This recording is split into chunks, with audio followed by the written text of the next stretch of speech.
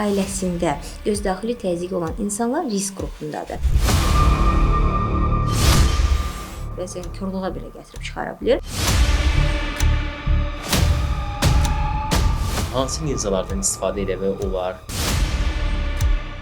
Çox, yəni istifadə edilən linzalarda çox diqqətli olmaq lazımdır. Xüsusilə də infeksiya düşmə təhlükəsi olduğu üçün. Görmə anidən itirsə, burada artıq çox ciddi bir patologiya var. Bu proseduru keçirən 10 xəstədən 5-i kör olur. Göz damcıları hər kəs üçün zərərsizdir. Sual altında layihəsinin növbəti buraxılışını təqdim edirik. Bəzi insanlar göz problemlərini göz ardı edir və təəssüf ki, bu sonradan təhlükəli hala çevrilə bilir. Bugün göz sağlamlığı ilə bağlı vacib məqamları peşəkar oftalmoloq, göz həkimi Gövhər Əliyeva ilə müzakirə edəcəyik. Hazırsınızsa sual altında başlayır.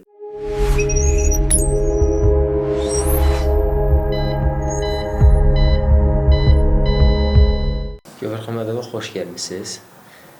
Keçid alaq suallarımıza. Son zamanlarda istər yaşlı nəsil olsun, istər cavanlar olsun, az yaşlı olsun, yeniyetmələr olsun, telefondan, kompüterdən asılı vəziyyətdədirlər. Ümumiyyətlə, telefonlar, kompüterlər gözlərimizi zəiflədə bilərmi, kör eləyə bilərmi hətta? Təşəkkür edirəm. İlkdən bir də salamlayıram mən də sizi. Ümumiyyətlə, gadgetların istifadəsi son zamanlar, yəni belə deyim, mümkünsüzdür, yəni istifadə etməməyimiz. Çünki həyat tərzimiz, bizim həm təhsilimiz, həm əyləncəmiz hamısı telefonlarımızla, kompüterlarımızla bağlıdır. O baxımdan biz bunları istifadə edirik. Düzgün istifadə etsək, bu telefonlar və kompüterlar bizim gözlərimizə ziyan etməz. Əsasən, hansı durumlarda bizə ziyan edir? Düzgün telefonlar gözümüzdə görmə zəifliyi yaratmır. Yəni, bu miflər idi ki, telefona baxırıq və gözümüz zəifliyir. Mümkün deyil. Əgər sizin gözünüzün genetik quruluşunda zəiflik yoxdursa, saatlarla telefona, kompüterə baxmaq gözünüzü zəiflətməz. Göz quruluğu yaradar, göz yorğunluğu yaradar, spazm yaradar, amma zəiflik yaratmaz. Telefonlar mövcud zəifliyi artıra bilər. Belə bir durumumuz var. Belə ki, gözümüzün refraksiya qüsurları var. Bunlara deyirik miyopiya, hipermetropiya və astigmatizm. Yəni, yaxından görmənin zəifləməsi, uzaqdan görmənin zəifləməsi və yaxud da görmənin yayılması. Bu durumlar gözümüzdə varsa, saatlarla baxmaq, yaxına baxmaq bu durumları artıra bilir. Yəni, əsasən də miyopiyanı. Belə ki, miyopiya zamanı bizim gözümüz uzağa baxanda, belə deyim, rahatlanır, yaxına baxanda gərginləşir. Və miyop uşaqlar, xüsusilə uşaqların qeyd etmək istəyirəm. Çünki bizim gözümüzün inkişafı 18 yaşına qədər gedir. 18 yaşından sonra göz gərginliyimiz çox gözümüzü zəiflətmə yaratmaz. Amma uşaqlarda yaxına saatlarla baxmaq mövcud zəifliyi artıra bilir. Yəni, miyopiyanı artıra bilir. Xüsusilə də yüksək dərəcəli miyopiyası olan uşaqlara tövsiyə edirik ki, yaxına baxanda mütləq fasilələr versinlər. Yaxın dediyimiz bu bizim telefonlarımız, kompüterlarımız və yaxud da planşetlərimizdir. Mövcud zəifliyi artırmasın deyə müəyyən qaydalar var. Əsasən, böyük fasilələr. Bu ən vacibidir. Yəni, yaxına müəyyən göz işindən sonra ən az məsələn, 30 dəqiqə baxmışızsa, 30 dəqiqə kənara qoymalıyıq telefonumuzu. Bu vacibdir. Son dövrlərdə fikir versək görürük ki, gənclərin əksəriyyəti eynək taxır. Ümumiyyətlə, gənclərdə görmənin sürətlə zəiflənməsinin səbəbi nədir əsas səbəbləri? Əslində, mən düşünürəm ki, eynək taxmaları bir tərəfdən yaxşıdır. Bu göstərir ki, göz patologiyaları erkən aşkar olur. Yəni, əvvəllər necə idi? Əvvəllər düzü valideynlər uşaqların çox skrininqlara aparmırdılar. Yəni, uşağın görmə zəifliyi olurdu, uzağı pis görürdü, hər az bir əşyaya yaxınlaşıb baxırdı və valideyn buna çox diqqət etmirdi, belə deyim. Amma indi belə deyil. İndi heç bir problem olmadan belə uşaqları skrininqlara gətirirlər. Yəni, profilaktik yoxlamalara gətirirlər və bu profilaktik yoxlamalar zamanı biz aşağı dərəcəni belə aşkarlaya bilirik. Və aşağı dərəcənin aşkarlanması nəyi yaxşıdır? Sonradan çox yüksəlməsinin qarşısını ala bilirik. Yəni eynək taxan uşaq artıq görən uşaqdır və görən uşağın gözü daha çox işləməyəcək, yorulmayacaq ki, get-gedə zəifləməsin. Və bu eynək taxmaları bir tərəfdən bununla əlaqələndirirəm ki, yəni skrininqlər, göz zəiflikləri erkən aşkar olunur. İkinci məsələ əlbəttə ki, dediyimiz göz işi, gözümüzün gərginliyi, yaxına baxmaq bu mövcud zəifliyi artırır. Məsələn, əgər uşağın gözündə balaca bir zəiflik varsa, 0,5, 0,75, bu qədər göz işi olmazsa heç onu hiss etməz və bu get-gedə artmaz. Göz işi olduqca, yaxına göz gərginliyi artdıqca bu minuslar da artır, bu gərginliyi artır və bu da eynək istifadəsini gətirib çıxarır. Ümumiyyətlə, eynək istifadəsinin heç bir ziyanı yoxdur. Buradan bunu demək istəyirəm. Çünki bəzi valideynlər çox narahat olurlar ki, doktor, uşağımıza eynək yazırsınız, gözü öyrəşəcək, sonradan tənbəlləşəcək, pisləşəcək və s. Buradan demək istəyirəm ki, eynək gözün görmə zəifliyini korreksiya etmək üçündür. Yəni, belə deyim, müalicə etmir, sadəcə korreksiya edir. Yəni, çatmayan hissəni eynəklə korreksiya edirik. Əgər korreksiya olunmazsa, görmə sinirimizdə daima bulanıq görüntü gedəcək. Əlbəttə ki, bulanıq görüntünü beyin algılamaq istəmir. Yəni, cavab vermək istəmir və gözü işlətmək istəmir. Bu zaman nə olacaq? Gözümüzün tənbəlləşməsi baş verəcək. Biraz yaxşı gözü işlədəcək, yaxşı görən gözü, digərisini görmədən çıxaracaq. Fiksasiya olmadığı üçün gözümüz artıq düz baxmayacaq, çəpləşə də bilər. Digər gözün görmədən düşməsi ola bilər. Bəzən uşaqlar heç bunu hiss etmirlər. Çünki bir gözlə yaxşı görür, digər gözü yaxşı görən göz kompensasiya edir. Müəyyən yaşa gəlib çıxandan sonra skrininqdən də görürük ki, bir gözü 100-dür, o bir göz 10%-dir və nəyi pisdir? Bu durumu biz 10 yaşına qədər cəmsi müalicə edə bilirik. 10 yaşından keçdisə, o göz ömürlük qalır tənbəl göz. Onun nə eynəyi, nə linzası, nə cərrahiyyəsi yoxdur. Yəni, sinir yatırsa, sonradan biz bunu düzəldə bilmirik. Bu nədən yaranır bəs? Bu, müxtəlif səbəbləri var əslində. Anizommetropiya deyilən görmə qüvvələrinin fərqi ola bilər. Məsələn, bir göz yaxşı görür, digər göz pis görür. Bu böyük fərq olduqda beyin yaxşı görən gözü işlədir, digərini işlətmək istəmir. Anadan gəlməli bu? Anadan gəlmə olur, bəli, adətən. Və yaxud da travmatik də ola bilər. Gözdə travma var, bir göz zədələnib işləmir, digər göz maksimaldır, bu göz görmədən qalır. Və yaxud da çəplik ola bilər. Məsələn, bir göz fiksasiya edir, görür, digər göz fiksasiyadan kənarlaşır. O zaman əlbəttə ki, göz tənbəlləşəcək. Müxtəlif səbəblər olur. Bəzən anadan gəlmə kataraktalar olur. Gözün daxilində billurumuz var, o bulanır və o baxımdan da mütləq yeni doğmuşların müayinəsi olduqca vacibdir. Bulanmış billurdan işıq keçmədiyi üçün o göz işləməyəcək, qalacaq tənbəlləşəcək. Bu durumları çox tez, erkən vaxtlarında, hətta ilk 2-3 aya qədər cərrahiyyə edib billuru dəyişmək lazımdır ki, işıq keçsin həmin billurdan və göz görməyə başlasın. Yəni, müxtəlif səbəblərdən olur, amma bunları vaxtında aşkar etmək olduqca vacibdir. Bir sual belə olacaq ki, lazer əməliyyatı etdirmək doğrudanmı təhlükəsiz, yoxsa risklər var? Lazer əməliyyatı, əgər doktorunuz sizi lazer əməliyyatı edirsə, deməli artıq riskiniz yoxdur, belə deyim. O nə deməkdir? Yəni, əməliyyatdan öncə biz olduqca çox müayinələr aparırıq. Yəni, gəldik, mən əməliyyat olmaq istəyirəm və biz sizə əməliyyat edirik, belə bir şeyimiz yoxdur. Birinci, yaş məsələsi olduqca vacibdir. 18-19 yaşından sonra bu prosedurlara başlaya bilirik. Niyə görə? Gözümüz inkişaf edən gözdür. 18 yaşında nə vaxt əməliyyat edirik? Məsələn, mən, əgər pasiyentim bildiyim pasientdirsə, daimi nəzarət edirəmsə və son 2 ildə refraksiyasında dəyişiklik yoxdursa, 18 yaşında əməliyyat edirəm. Yox, əgər yeni baxdığım pasientdirsə, mütləq 1 il ərzində nəzarət edirik. Yəni, gözün inkişafı, zəifləməsi mütləq dayanmalıdır. Bundan sonra, yəni, birinci meyarımız yaş məsələsidir və gözün refraksiyasının dayanmasıdır. Yəni, gözdə dəyişiklik olmamalıdır. Daha sonra ümumi müayinələr aparılır. Bütün bu meyarlarda hamısında, yəni belə deyim, uyğunluq varsa və risk görmürüksə və əməliyyatdan sonra proqnozumuz yaxşıdırsa, yəni pasiyentə biz görməni eynəkdəki gördüyü qədər verə bilirik. Məsələn, yəni pasiyent eynəkdə 100 görürsə, əməliyyatdan sonra 100-ü görəcək. Eynəkdə 50% görürsə, əməliyyatdan sonra da 50-yi görəcək. Çünki biz beynin gözü işlətdiyi qədər ona görmə verə bilirik. Belə bir durumumuz var. Ümumiyyətlə, apteklərdə satılan o optik eynəklər var, hansı ki, o sonradan gözü zəiflədə bilərmi? Hansı halda, əgər zəiflədə bilərsə, hansı halda zəiflədə bilər? Aha. Deməli, gələk optika məsələsinə. Biz pasiyentə müayinə edirik, eynəyini yazırıq və reseptdə bütün detalları qeyd edirik. Zəif görməsi yaxından görmədimi, uzaqdan görmədimi, astigmatizmdimi, hansı örtüklü şüşə lazımdır, yəni xüsusi örtüklü şüşələrimiz var, hansı ki, məsələn, kompüter, telefon şüşələrinin müəyyən hissəsini qaytarır, xamilyondumu, dəyişkən örtüklü olsunmu, rəngi dəyişsinmi, yəni bütün bunları optikaya aid olan reseptdə qeyd edirik. Və pasiyentin daha ixtisaslı optikaya getməsini tövsiyə edirik. Çünki optikaçı bu işi bilməlidir. Bu çox vacibdir. Hansı hallarda problem yaradır? Məsələn, biz resept yazmışıq, eynəyi düzəldən zaman həmin o reseptə uyğun şüşələr qoymaya bilirlər bəzən. Çünki məsələn, astigmatizm deyilən bir dərəcələr var, yəni gözdə zəiflik var ki, o şüşələr xüsusi dərəcəli şüşələrdir. Məsələn, şüa bu nöqtədə sınmalıdır. Əgər usta, optikanın ustası bu şüşəni düzgün qoymursa, görüntü yayılacaq. Əksinə olaraq göz yorulacaq, əksinə olaraq görmək belə deyim, gərginləşəcək. Bəzən olur belə bir şeylərdə rast gəlmişik. Sağ gözü sola qoyurlar, sol gözü sağa qoyurlar. Yəni yazılan nömrələri. Yəni başıma gəldiyi üçün deyirəm. Ona görə adətən pasiyentlərimin şüşələrini eynəkdən, yəni aldıqdan sonra imkan olursa pasiyent təkrar gələ bilirsə, yoxluyuruq. Yəni alətlərimiz var ki, görək reseptimizə uyğun düzəldiblər. Bu çox vacibdir. Əsas məsələ nədir? Yəni pasiyent optikaya gedirsə, göstəricisini verdikdən sonra biz əvvəlki tövsiyələrimizi yadında saxlamalıdır. Belə ki, normalda uzağa baxmaq üçün daha geniş çərçivə seçirik. Yaxına baxmaq üçün biraz daha dar çərçivə seçirik. Niyə görə? Bu 40-50 sm üçün olduğu üçün başımızı qaldırsaq həmin müsbətlərini uzağa bulanıq görəcəyik. Yəni başımızı qaldırsaq eynəyin üstündən baxmalıyıq uzağa. Yəni belə bir məqamlarımız var. Bunlara diqqət etmək lazımdır. Və ən əsası, məsələn, optikadan sizə qoyulan şüşələrin bir sertifikatını istəyin. Ümumiyyətlə bəzi insanlar var ki, həkimə getmədən deyir ki, birinin eynəyini götürür, gözündə zəiflik var. Birinin eynəyini götürür, deyir, aha bu mənim gözümə düşdü. Bəli.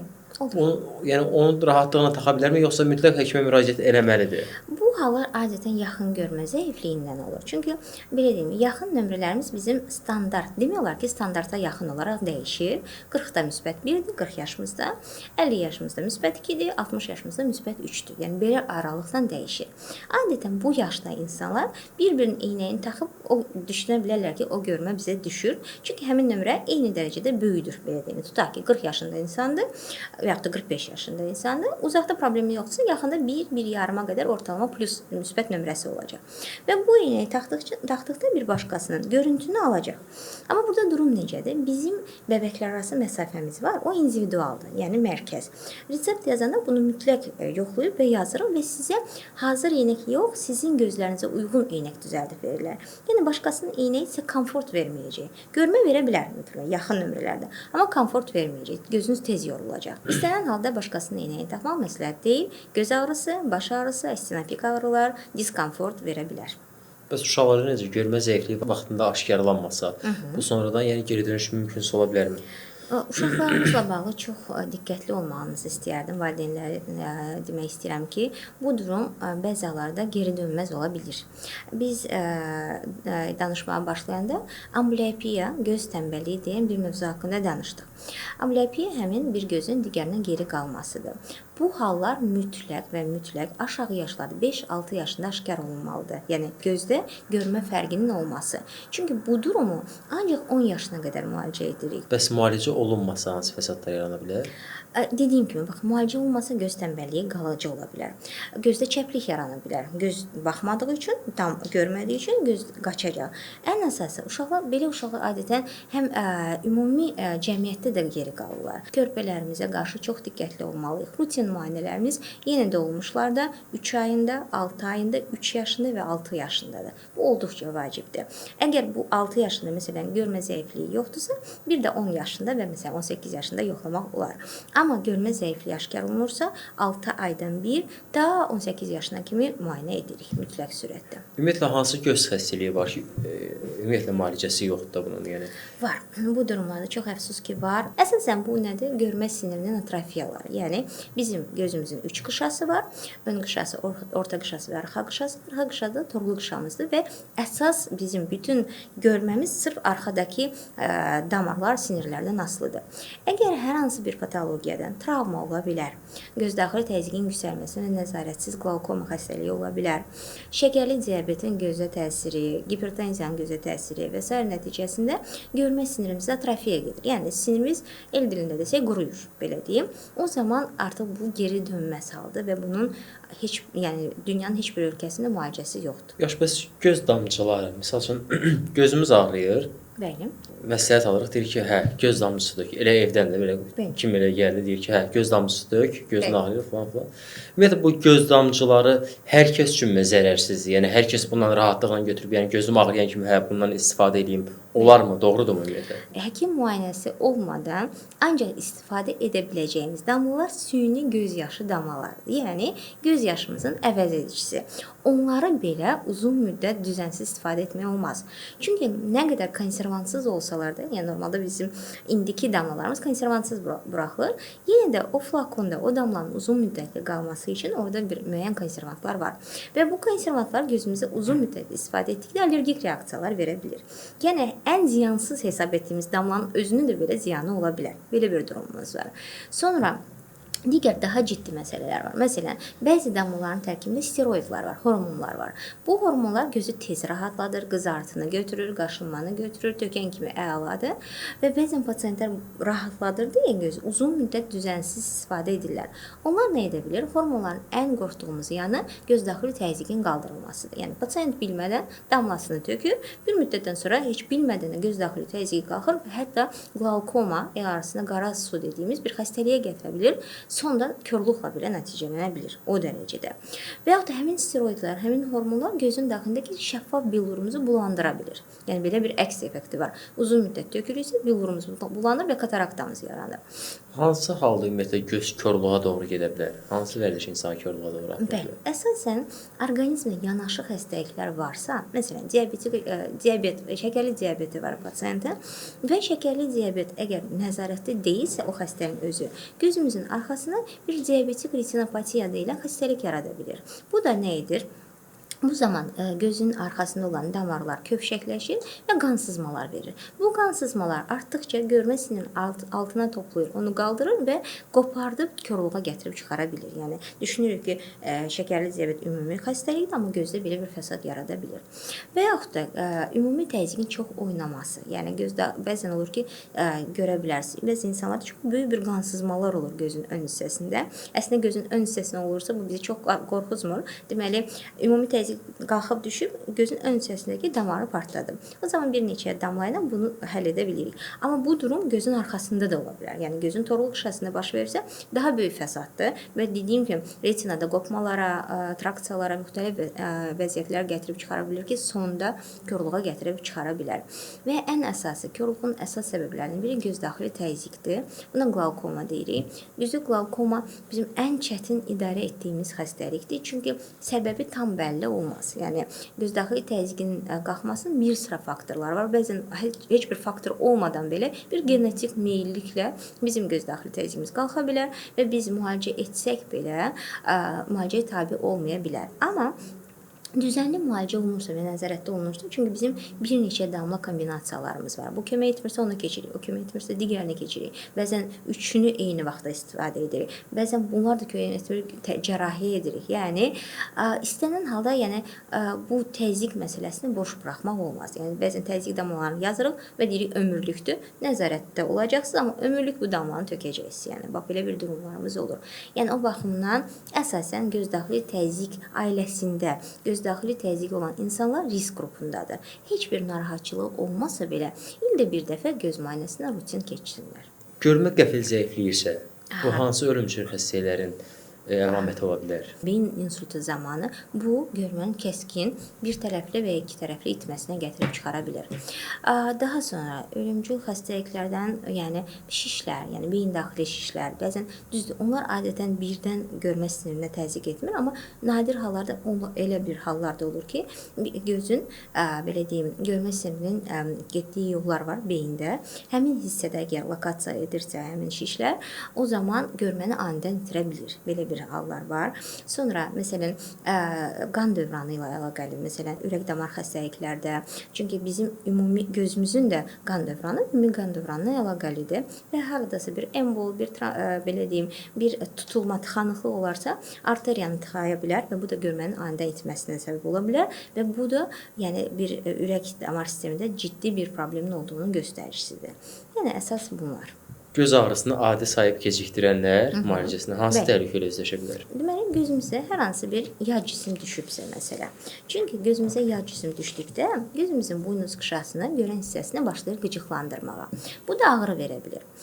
Niyə görə? Çünki həmin hissədə tamlıq pozulduğu üçün sinir ucları açıq qalır və başlayır ağrımağa. Daha sonra gözümüz nədən ağrıya bilər? Uzun müddət müalicə olunmayan iltihabdan. Yəni iltihabın əsas əlamətləri var, 5 əlaməti var, biri də ağrıdır. İstənilən orqanizmin istənilən nöqtəsində, orqanında, o cümlədən gözdə iltihab varsa bu ağrı verəcək. Nəfəs adları ola bilər. Məsələn, gözün konjunktivasında qoruyucu bir təbəqəsində bir infeksiyamız var. Bakterial konjunktivit deyirik, yaxud da viral konjunktivit, yaxud da allergik konjunktivit. Biz buna diqqət etmiriksə, bu ağrımağa başlayır, diqqət etmirik və bu köməkçi hissədən gəlib keçəcək buynuz qışamıza, görən hissəyə.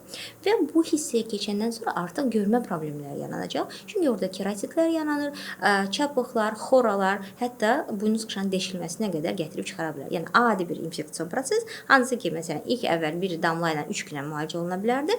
Boş buraxılırsa, keçir gözün qarasına və aylarla biz bununla məşğul oluruq. Bəzən isə heç müvəqqətli olmur. Yəni müalicəmiz göz transplantasiyaya qədər gedib çıxa bilir. Yaxşı, bəs gözə düşən kiçik bir zədə sonradan böyük bir faciəyə səbəb ola bilər? Ola bilər. Göz orqanı tamlığı sevən orqandır. Yəni hər hansı bir dəyişikliyə qarşı başlayır mübarizə aparmağa və tam bərpa etməyə bilir bəzən özünü. Əgər dərin travmalar varsa, bu mütləq surətdə dərindən də yoxlanılmalıdır. Yəni çünki bəzən kənardan görünən bir fəsad çox azdır, amma baxırıq ki, həmin yağ cisim ya gözün orta qışasındadır, ya bilqurundadır, ya torlu qışadadır, hətta belə bir şeylər də ola bilər. Çünki kənardan çox balaca bir kəsikdir, amma çox bir yəni bir yağ cismi olub gözün daxili qışalarındadır. Bunların fəsadı çox yüksək olur, bəzən korluğa belə gətirib çıxara bilər. Bəzən göz problemləri kənardan görünməyə bilir. O baxımdan əgər travma varsa, mütləq göz tam yoxlanmalıdır. Göz daxili təzyiq, göz dibi, gözün ön hissəsi, bütün bunlar yoxlanılmalıdır. Ümumiyyətlə əsasən qadınlar toya falan gedəndə linzalardan istifadə edirlər. Kimin gəldi linzasını götürürlər. Məsəl üçün biri bacısının linzasını götürür, biri qohumun linzasını götürür. Taxım, toyda gözəl göstərim. Bu linzalar insanı gözünü zəiflədə və yaxud da insanın gözünü kör eləyə bilərmi? Hansı linzalardan istifadə etmək olar? Hansılardan ümumiyyətlə olmaz? Siz əgər linza istifadə edirsinizsə, birinci növbədə linza 1 aylıqdırsa, onu 1 aylıq istifadə etməlisiniz.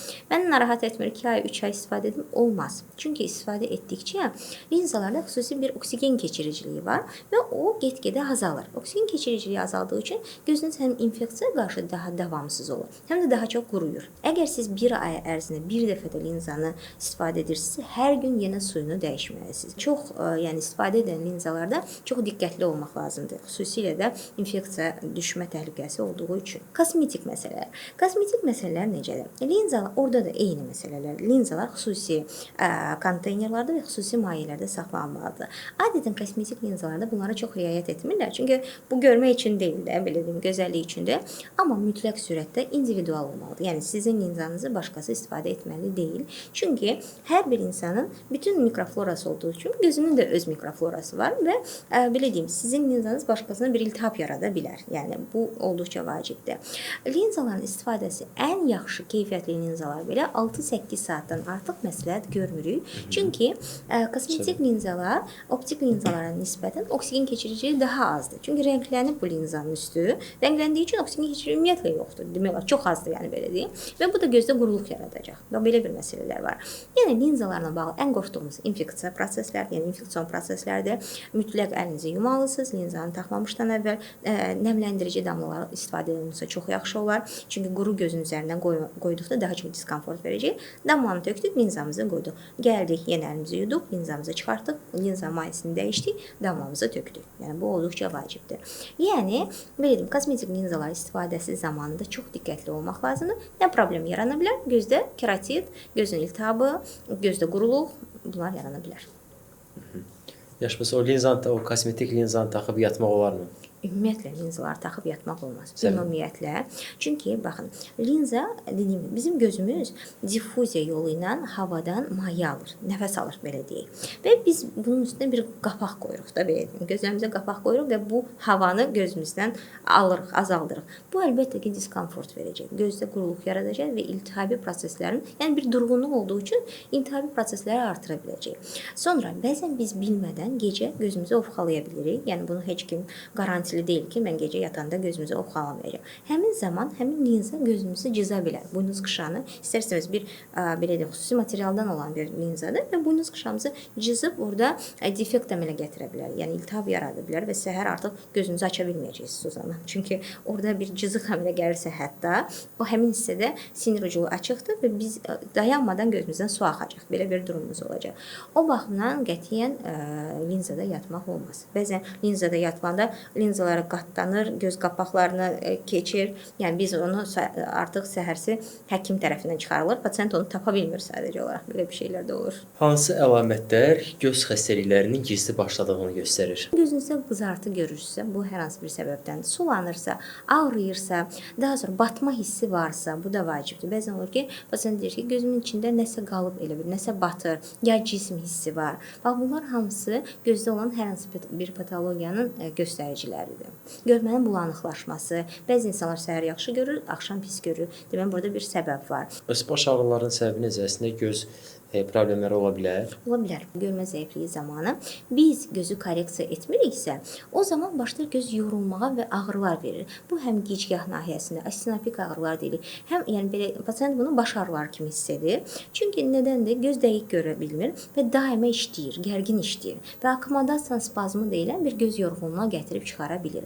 Bu da özünü baş ağrıları kimi göstərə bilir. Göz daxili təzyiq özü də baş ağrıları verə bilir. Yəni bu adətən dediyim kimi arxadan önə gələn bir küt ağrılar kimi hiss olunur və göz daxili təzyiq normallaşandan sonra bu baş ağrıları da aradan qalxmış olur. Yəni baş ağrınız varsa və uzun müddət məsələn nevroloji müalicəni keçmirsə, bir göz həkiminə də gedin. Gec yatmağın gözə ziyanı varmı? Gec yatmağın gözə ziyanı var. Normalda məsələn bir sıra funksiyalar var ki, gözdə sırf gecə yuxusu ərzində bərpa olunur. Məsələn, göz yaşı vəzisinin ifrazı, yəni funksional işləməsi axşam saat 10 ilə gecə 4 arasında ən çoxdur. Yəni belə deyim, ən yaxşı bu vaxtda işləyir və göz yaşımız artırır belə deyim.